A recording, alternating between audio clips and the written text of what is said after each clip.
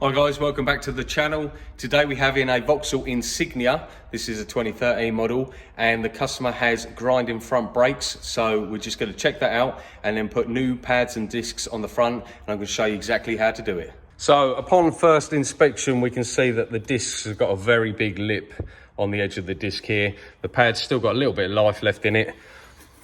This side's not too bad, but when you come around to this side it's the same, big lip, but listen to this.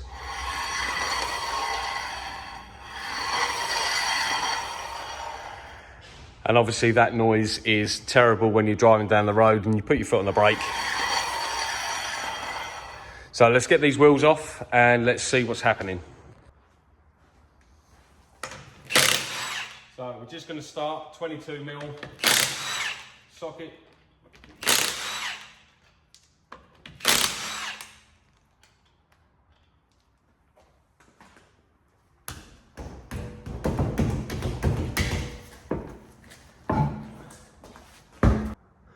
So the disc has got a huge lip on the inner and outer edge. And you can see there's only a little bit of life left in those pads. So let's get these off. So to start off with, we want to take our caliper off. So we've got a 14mm bolt there, and we're going to use a 17mm spanner on the inside just to hold the slide up whilst we undo it. We've got one at the top and one at the bottom.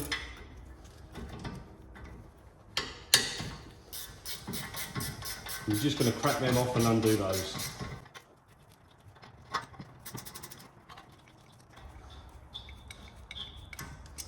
Once you've got your two bolts out, it's always handy, whilst you've got your caliper in place, just to push the piston back. You can do it when it's off, but it's just a lot easier whilst it's in place. If you get a little screwdriver on the edge of the disc and just lever it to one side to push the piston back, then you can get your screwdriver on the piston and you push it all the way home.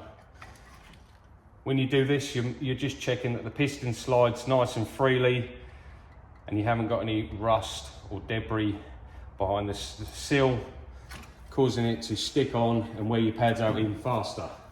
So I'm just going to put a caliper up there for now, and we can see right here what the problem is. So this pad here has got a tiny bit of life left in it, but this one is actually metal on metal. If we prise that out of the way, wow, definitely got his money's worth out of those. And the inside of the disc is all scored up, and you can see the disc has gone really thin where it's been wearing down for such a long time. So let's get these ones off, get it all cleaned up and get our new ones fitted.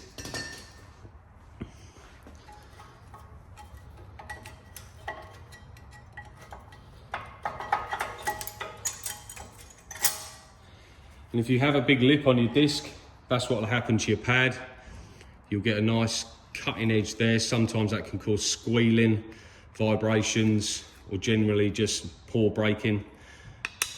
So it's a good time to change them.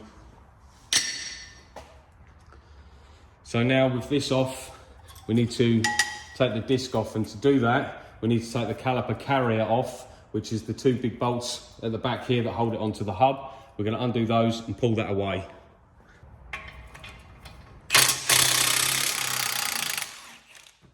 These are 21mm.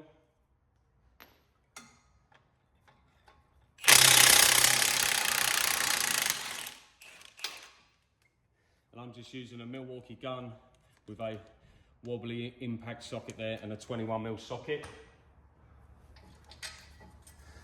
Now we can move that out of the way, and we're going to take this over to the bench and we're going to clean up all of our sliding areas for the pads to sit in. To get the disc off, there's a little 30 Torx bolt in here, which we're just going to undo. And the disc will be on there very tight. So we're just going to get our little hammer, give it some tap, just to free it away. And there we have it. One Very worn disc, corroded, thin, very poor condition. Now we have all the parts off, we're going to clean up all of the mating surfaces.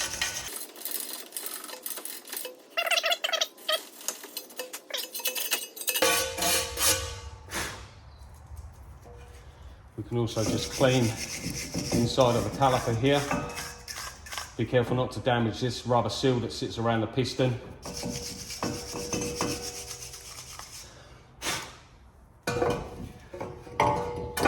Just going to tuck that up out of the way so we don't put any pressure or tension on the brake pipe there. This is the caliper carrier. Now we've got it on the bench, and I don't know who can guess what is wrong with this. Leave your comments down below what you think is wrong with this before we go ahead. But one shim here for this pad sliding on, no shim here. But if we go around the other side, we can see it's supposed to have shim at the top, shim at the bottom. The pad sits on those, and that acts as a sliding mechanism for the pads there, so they press equally on either side of the disc. But obviously our one's missing at the top the other side, which could have caused the pads to wear out prematurely. So we've got a set of them on order, and we're going to fit the new ones before we put these back in. So before we start the reassembly process, we need to do a cleaning process. And as you can see here, there's going to be lots of brake dust and rust and stuff underneath where the sliding shims go. So we need to clean all of that up first before we fit our new shims, so the pads have got a nice even surface to work efficiently and correctly. So we can do this with a wire brush.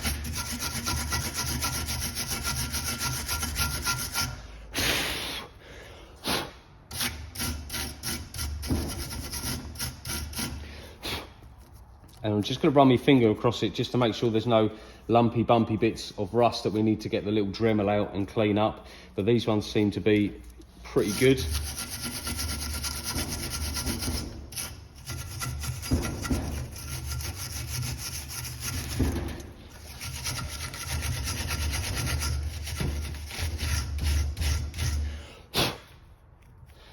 So these are pretty good, top and bottom, which is good. Also, whilst you're in this position, you want to check your sliders. Make sure they move freely and spin, not seized at all, because that can cause uneven pad wear, and then you'll be in the same position. But these ones, perfect. Okay, here it is. So we have our new slider shims from Euro Car Shafters. And this is what they're supposed to look like. So we've got our nice new ones here. Now we've cleaned up all the surfaces, we can clip these in.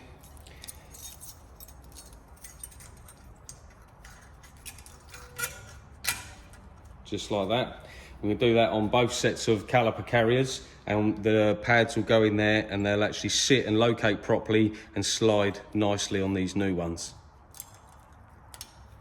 Okay, so now we've got all the parts cleaned up, we're going to start the rebuild process. So we're going to start with putting a little bit of copper slip on our hub in here, and we're going to take our shiny new disc, which looks like this one.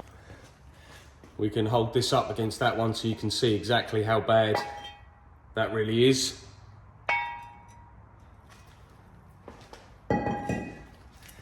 And we're going to pop this on here. Just line up your 30 Torx. And just pop this back in there. And now we're ready to put our caliper carrier back on. So we've got our caliper carrier all cleaned up with our brand new sliders in there, or shims, sorry.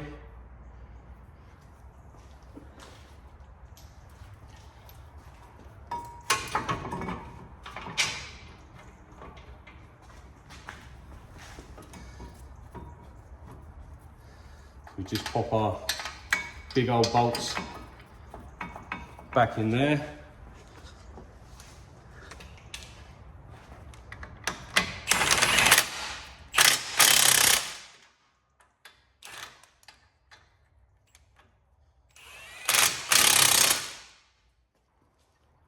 So this is what our new pads look like, and this is what the old ones look like for a side-by-side comparison.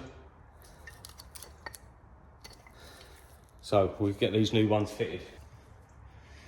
So we've got our new pads, and these ones have got wear indicators, and on this instance it goes on the inside at the top. If you're unsure, look at your old ones that you've just taken out and you'll see. And as you put the pad in, it just pushes back against the slider here, which actually gives it something to push against. So stop any vibrations, so hopefully stop all the squeaking noises. And then we can take our caliper, which I haven't pushed the piston all the way back. Now the other way you can push your pistons back is with a massive pair of grips like this. And then you can just push it all the way home until it stops. Now we can slot that over. Just push your sliders in, so then you can fit your caliper. Pop your 2 bolts.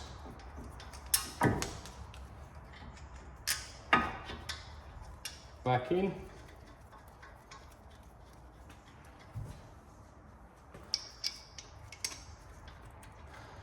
Like so. Get your 2 spanners. One holding the slider, one doing up the 14mm.